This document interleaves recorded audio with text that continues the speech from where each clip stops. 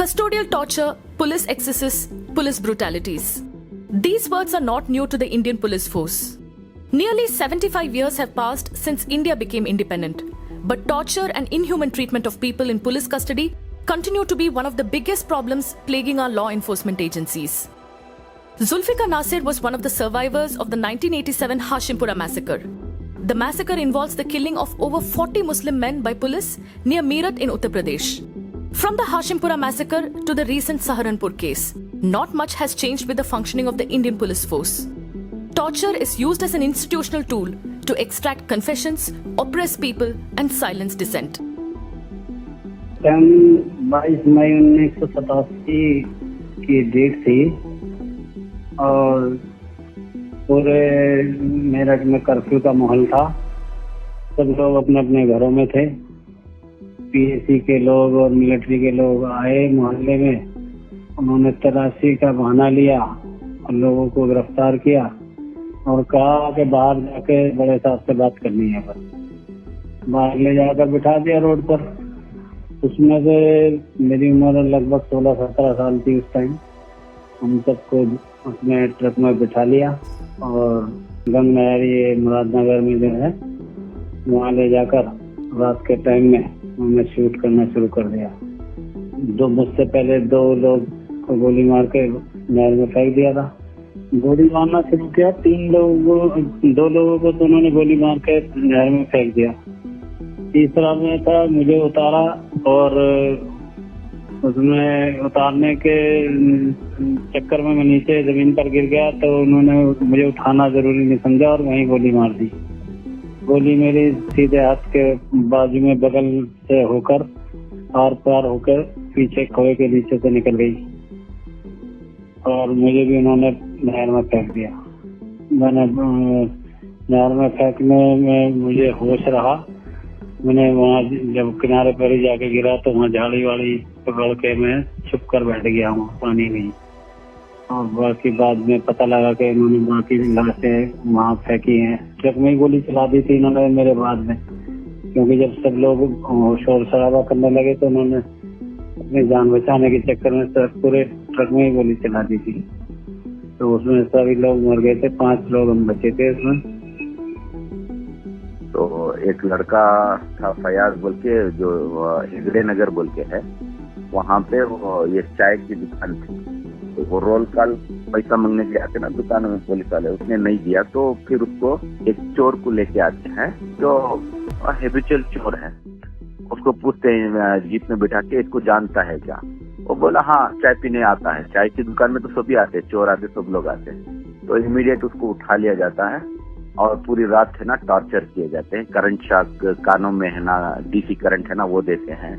Bombay cut डाल के ऊपर लटका के लाठी से सब मारना, ये सब होता है। और उसका पेशाब है ना करा के फिर उसका पेशाब ही उसको पिलाया जाता है।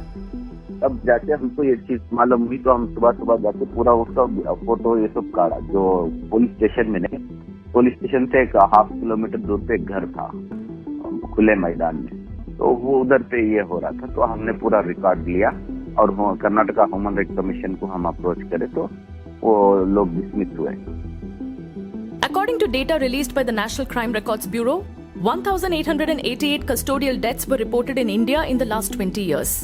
However, only 26 cops were convicted. Other reports suggest that the government figures are just the tip of the iceberg, because family members of victims rarely report cases against the police due to fear of retribution. Nupur Sharma और कुछ BJP leaders के prophet Mohammad को कुछ आपत्तिजनक टिप्पणियां जो उनके द्वारा की गई थी लाइव डिबेट्स में, जिसको लेकर के सहारनपुर में जुमा की नमाज के बाद उन लोगों ने विरोध प्रदर्शन शुरू किया। लेकिन उसके बाद पुलिस ने प्रिवेंटिव एक्शन लेते हुए कुछ लोगों को वहां से गिरफ्तार किया मौके पे और जिनको कस्टडी में लेकर के पुलिस ने उनके साथ काफी ज्यादती की, मारपीट की और इसी तरह से जिसका वीडियोज सोशल मीडिया पर वायरल हुआ, आपने देखा, पूरे देश ने देखा, एक दिन दुनिया ने भी देखा किस तरह से मानवाधिकारों का खुला उल्लंघन हुआ। पुलिसी जो सोशल एक्टिविस्ट थे उन्होंने संज्ञान लिया, जो ह्यूमन राइट एक्टिविस्ट थे इंक्लूडिंग मी, उन्होंने इस चीज को संज्ञान लिया और इसको माननीय नेशनल ह्यूमन राइट्स कमीशन के सामने इस चीज को थ्रू अ लेटर पिटीशन एक कंप्लेंट फाइल करके उठाया। इसके ये सबसे पहला ऑर्डर NHRC के द्वारा इसके अंदर मेरे केस में हुआ, जिसके अंदर नेशनल ह्यूमन राइट्स कमीशन ने SSP सहारनपुर से एक कार्यवाही की रिपोर्ट तलब की, जिसमें उन्होंने मांगा कि जो भी ये वीडियो के अंदर पुलिसकर्मी दिखाई दे रहे हैं जो बर्बरतापूर्ण तरीके से लोगों के साथ मारपीट कर रहे हैं, कस्टडी में लेकर थाने के अंदर उनके खिलाफ SSP ने या पुलिस प्रशासन ने क्या कार्रवाई की, इसके संबंध में कार्यवाही रिपोर्ट उन्होंने मांगी माननीय आयोग ने। हमने एक आसाम की एक हैलाकंडी की लेडी है, उसको है ना मर्डर केस में फिट किए थे। तो 1 घंटा पुलिस जो है दारू पी के जेंट्स पुलिस लेडीज को मारती है। ये होस्कोटा बोल के एरिया है, वो बेंगलुरु रूरल में आता है। तो मार के उसके बच्चे अभी रहता है 5 साल का, उसको भी लात मारती है, हटाती है, मार के हाथ सब दिए होते हैं। फिर जाके जज के सामने प्रोड्यूस करते हैं। तो जज पूछता है वो लेडी को, अरे हाथ तो फूके हैं, पूरा मार पड़ा है, पुलिस ने मारा? हाँ सर, बहुत मारा सर, 1 घंटा दारू पी के मारा। ठीक है, मैं बेल के लिए ये करूंगा आपको, ऐसा बोल के जेल भेज देते हैं। जबकि वो मर्डर उसने किया ही नहीं। एक फोन कॉल जो होता है ना आपस में, उसके डाउट के बिना पर उठाते, ऐसा नहीं है। मेरे को बहुत सारे कॉल आ जाते हैं, फोन अच्छा आदमी भी करता है, बुरा आदमी करता है, ह्यूमन राइट एक्टिविस्ट हूँ, इसका मतलब मेरे को उठा लेंगे, ये तो गलत है। तो हमने पूरा ये केस का फैक्ट फाइंडिंग किया। तो आसाम भी गया हम, हैलाकंडी में, वहाँ के भी है ना human right commission Nobel Kumar हैं, उनसे भी बातचीत की। वो भी बोले हाँ, इनके लेडी के साथ बहुत जुल्म हुआ है, ये कमाने के लिए ये मर्डर नहीं किया है। Some statistics related to custodial torture by non-government organizations have glaring details. One such report claims that an average of 5 people die in custody in India daily. Former Supreme Court Judge V.R. Krishna Iyer had famously remarked that custodial torture is worse than terrorism, as the authority behind it is the state. But in the absence of strong laws or accountability, the police continue to act with impunity in many parts of the country. Over 60% of the deaths that take place or that have taken place that have been recorded have taken place in the first 24 hours of arrest. So while the deaths that take place in judicial custody, which is a process that kicks in much slightly later, once you're arrested or once you're detained by the police, the period of judicial custody will come in a bit later once you've been produced before the courts. So the fact that over 60% of deaths have been recorded to take place within 24 hours of arrest, which is the stage before a person has even been produced before the court, is a testimony to the high level of violence and torture that takes place. When we talk of modernization of police, we mean more modernized weapons, we mean better transportations, we mean better connectivity, but we don't mean changing their mindset. We never, I have at least not found during my 37 years in the Indian Police Service, there has been any serious effort from any political party to change the basic mindset of the police, to make police realize that they are not servants of the ruling party. They are servants of the law of the land. They are servants of the constitution of the land, or they are friends of the people. Many experts feel the sense of entitlement makes the police use such brute force without fear of punishment. Many others say society also has a critical role to play. Why have some of our custodians of law turned into predators? It is primarily because of the social acceptance to the police brutality or police violence. People generally expect that if a criminal is taken into custody, he will be beaten at least, and if police uses third-degree methods to extort confessions or to get some useful inputs in an investigation, I don't think there is any resistance from the society.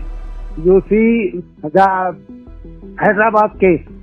A few months back, when a lady doctor was brutalized, killed, all the four accused, they were arrested within 24 hours and they were in the jail. From jail, police took them out and killed them. And people supported it, people garlanded those policemen who were involved in it. The famous Bikru case of Kanpur was arrested from Ujjain. He was brought from Ujjain to Kanpur and killed in Kanpur. And people did not protest it. People did not come on the roads and oppose this thing. Rather, they supported it and they welcomed it. United Nations Convention Against Torture and Other Cruel, Inhuman and Degrading Treatment or Punishment through Legislation is of 14th October 1997 and Government of India has not ratified it so far. So who is there to accept that there is torture? Most victims of such torture are from the marginalized and weaker sections of society, and they neither have the money nor wield power. This apart, excessive pressure on the police to yield quick results and a lack of focus on police reforms worsen the problem. The states, they are hesitant in releasing budgets to the police. The states are not very enthused opening, say, forensic science laboratories or giving necessary training to the police personnel, because it is a low-cost affair. Using third-degree method may not cost anything to the state. While it may brutalize the society and it may brutalize the organization, it may not cost much to the state. Everybody wants police to produce results in 24 hours or 48 hours. So that is not possible. Any professional police force, any professional investigating agency will take some time. And that time requires a thorough probe, which again requires use of the scientific methods. The rising number of police atrocities in the world's largest democracy is a matter of grave concern. In most cases, police officers involved in such instances escape punishment. On the other hand, the victims or their family members are further brutalized if they stand up for their rights, and many are even denied fair compensation. The country is in a denial mode. An official statement, we don't accept that there is a custodial torture in our country. Or rather, we say that there are sufficient laws to deal with the custodial torture. And if you may recollect, a Law Commission of India report 113 report, a 113th report, that was the title of Injuries in Police Custody on 29th of July 1984. It suggested that you incorporate section 114B in the Evidence Act. The only purpose that's going to serve is that in case a man suffers bodily injury or death while in police custody, the presumption has to be drawn that the same was caused by the police. But that presumption has yet not been incorporated in our law. The police systems we have today is based on the philosophy that was laid down, in the 1861 Police Act, which had constituted, police in the country, remains the same. So the philosophy is to keep the people under control, not, to recognize the need to facilitate realization of rights, which is what the Constitution says. Structurally, it is designed such that you have, a large base of constabulary, at the bottom, which are your foot soldiers. They constitute 85% of the police force in India, but, very, very limited powers, very limited training, very limited authority. So you have a whole police system that is, structurally and, philosophy-wise, still very, very colonial. Many police officers continue to see violence as a legitimate tool at their disposal. The mounting number of cases related to police brutality expose systemic flaws that have eroded our justice delivery system and call for an immediate focus on police reforms. The Supreme Court has imposed a fine of ₹5 lakh just because of the reason a social activist raised that this can be extra-judicial killing. Yes, any case can be won and lost. I mean, it's not the question that the activist was going to win it. Himanshu Kumar, there was every reason he could have lost the case, but not having been proved that it was a custodial, they died of it was an extrajudicial killing, fine has been imposed of violence. So how anybody else will dare to raise such questions? A sovereign police must be placed under suspension if any case of torture comes into notice from his jurisdiction. Then only it will stop. I personally know that subordinate police officers will dare not do it if they are told that it will be viewed very seriously. The impact of torture is not limited to the one who is tortured. Such human rights violations have a massive impact on the family of the victim, on the criminal justice system, and on the trust of people in the custodians of law. It is said that a right is not what someone gives you. It's what no one can take away from you. It is the duty of the state to ensure that people are not deprived of this right. Human rights हैं वो कोई किसी सरकार की या किसी international body के द्वारा कोई किसी के ऊपर एहसान नहीं किया गया है, बल्कि जो मानवाधिकार है वो किसी भी मानव के उसके मानव जाति में पैदा होने के साथ ही उसको मिल जाते हैं, यानी they are inherent rights by virtue of person being born in a human race. United Nations के बहुत सारे ऐसे कन्वेंशंस हैं, सुप्रीम कोर्ट के ऐसे जजमेंट्स हैं कि आप उसके अंदर कस्टोडियल वायलेंस नहीं करेंगे, इसको एक्सेप्टेबल नहीं माना गया है। Has to go back to the oath you take. I think one just has to remind oneself of that. A doctor will not start committing crimes. There's a greater moral pressure on a doctor to stick to the oath. I think policing also has to be understood as that kind of a public service.